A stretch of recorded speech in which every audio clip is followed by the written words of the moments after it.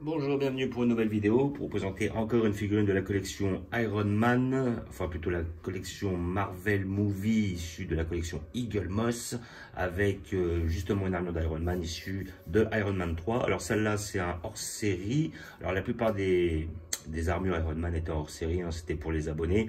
Après, ils les sortaient sur le site, effectivement, où on pouvait les avoir. Elles sortaient en très peu d'éditions, enfin, il y avait très peu de prototypes, donc on était obligé de soit les commander très vite, soit attendre justement qu'ils les refassent. Il y avait quand même pas mal de problèmes par rapport à ça.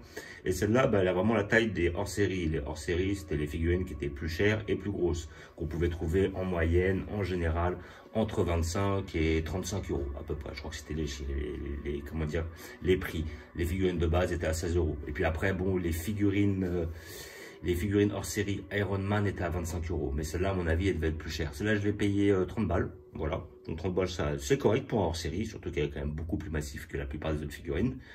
Et elle a l'air d'être plus massive et plus belle. Alors je sais pas quelle armure d'Iron Man c'est exactement. Je pense que ça va être marqué sur le fascicule. Voilà, donc nous allons l'ouvrir, voir ce que ça donne. J'ai trouvé ça à 30 euros, donc j'ai commandé au même endroit que les trois précédentes, plus celle sur ma dernière vidéo. Celle-là, ouais, 30 euros, plus 5 euros de frais port, ça m'est revenu à 35. Bon, effectivement, c'est un peu onéreux, mais il me la fallait car c'était la dernière. Et effectivement, maintenant, je suis content de toutes les avoir car j'ai tous les War Machine. J'ai le Iron Patriot, j'ai les 13 armures d'Iron Man, celle-là ça me fait ma 14e, et j'ai les 2 Hulkbuster. Donc j'ai toute la collection, ce qui fait plaisir. Voilà. Donc on voit déjà qu'elle est plus massive. Alors c'est la Iron Man, ah c'est elle la marque 38, ouais effectivement. Bah voilà, donc c'est la Iron Man marque 38. Donc on a le petit fascicule qui va avec. Donc voilà, donc c'est là, si je me rappelle bien, dans le film Iron Man 3, à un moment, il y a une sorte de container qui tombe, et c'est justement avec son dos, il le soulève. Voilà, donc ça, c'est l'armure d'Iron Man la plus balèze. Je pense que peut-être qu'ils sont inspirés de lui pour faire le Hulkbuster, quoique le Hulkbuster existait avant lui. Mais bon, grossièrement, c'était le délire, quoi. Et voilà, donc là, on a le fameux Killian, qui était le boss de Iron Man 3. Qui avait la capacité de monter son corps en température à des températures extrêmes. Là, on voit qui s'en prend au Iron Patriot. Je me rappelle qu'il lui brûle le torse ou les abdominaux de façon à le faire sortir. J'ai ce Iron Patriot en figurine aussi. Voilà, là on voit le Killian. Killian, j'avais pas pris en figurine, il était trop mal fait. Désolé. Voilà, et puis après, là, on voit qu'il y a toute sa troupe. Voilà. Et même Pepper Pot avait hérité de ses pouvoirs, mais je crois qu'après, par la suite, j'ai appris qu'elle avait été guérie avec un sérum ou quoi que ce soit. Voilà. Et là, nous avons, d'après le film, Iron Man marque... Alors là, je vois Iron Man marque 38. Donc, c'est pour ça qu'ils se sont gourés. Là celle-là, c'est la marque 33. J'ai ouvert sur la précédente vidéo. C'est celle-là, la marque 38. Voilà. Parce que de toute façon, après, c'est pas moi qui vais les connaître. Et tout en sachant que... Là, c'est vrai qu'on a à peu près 13 armures d'Iron Man. Mais des armures d'Iron Man, visiblement, il y en a plus de 50. Hein, parce que la dernière, enfin, l'une des dernières qui avait été faite, c'était la 50 sur le Endgame. Et c'était la 50 sur le Infinity War. Et donc après, il y a eu celle du Endgame. Et après, il y a eu celle justement de...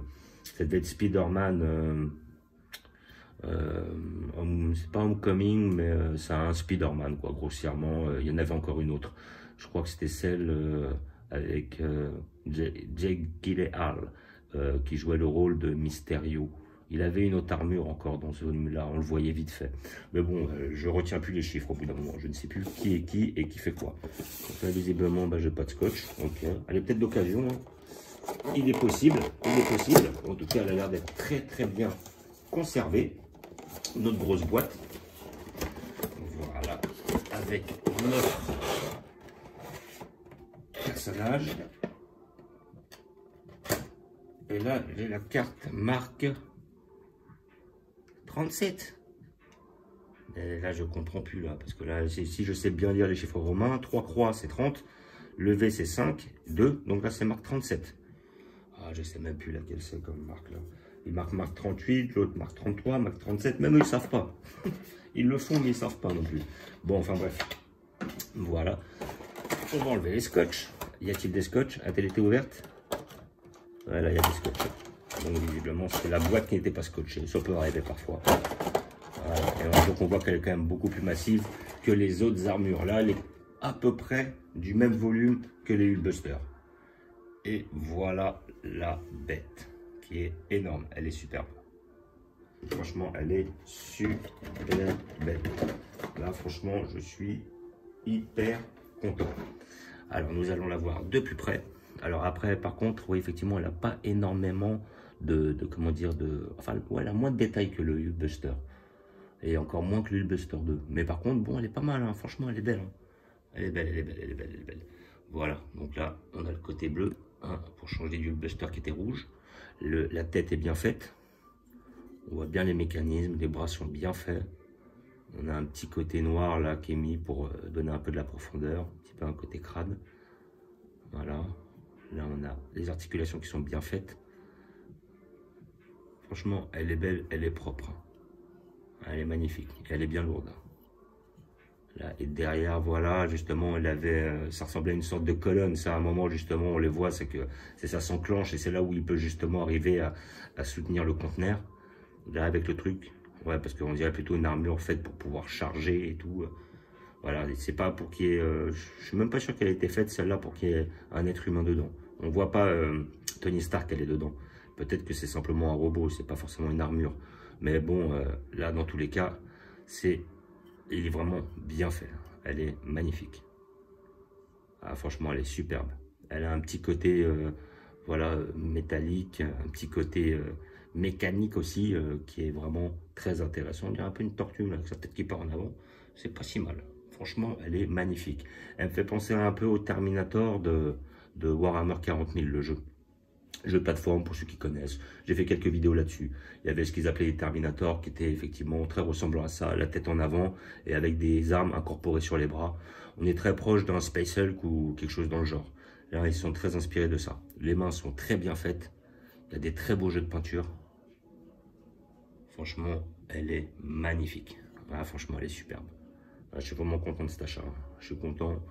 Qui plus est, parce que c'est la dernière. Voilà.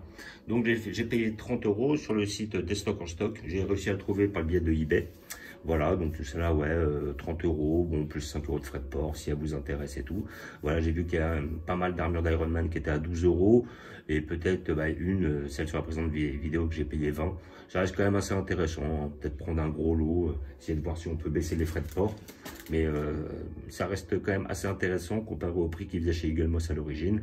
Et puis, ça vous permet d'avoir les figurines voilà, sur le même thème, pour ceux qui ont aimé les armures d'Iron Man. Bon, c'est des figurines comme ça, elles sont particulées, mais bon, j'ai vu que sur une autre collection, les en articulés, elles étaient beaucoup plus chères.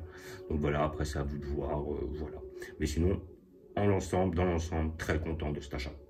Voilà, donc comme d'habitude, je vais vous montrer où je vais la placer.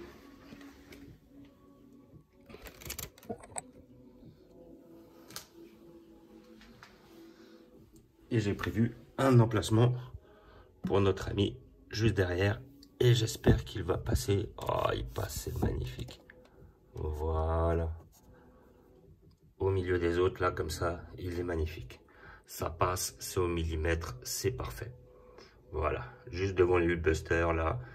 Ce qui est intéressant, c'est qu'on a cette petite symétrie avec cette figurine d'un côté et cette figurine de l'autre.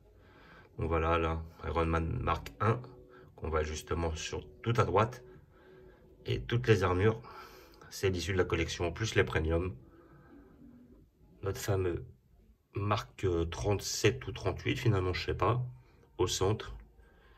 Et nos autres figurines sur le côté, ainsi que le Iron Patriot et les 3 War Machines sortis dans la collection. Voilà. Donc après, on avait aussi le Whiplash, un petit peu dans le même délire. Les Hulkbuster 1 et 2, issus du Avenger Ère d'Ultron et l'Avenger Endgame. Et là, on a même le... Je sais plus comment il s'appelait, lui, déjà. C'était celui qui était dans le tout premier Iron Man, lui, là. Celui qui est juste derrière, là. Iron Monger, voilà. L'autre, c'est Whiplash, issu d'Iron Man 2. Et là, le Iron Monger. Voilà. Donc, comme d'habitude, je vous remercie d'avoir regardé. Je vous dis à bientôt.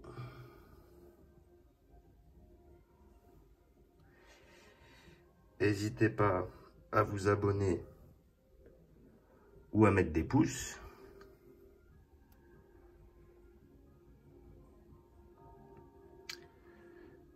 Et je vous dis ciao.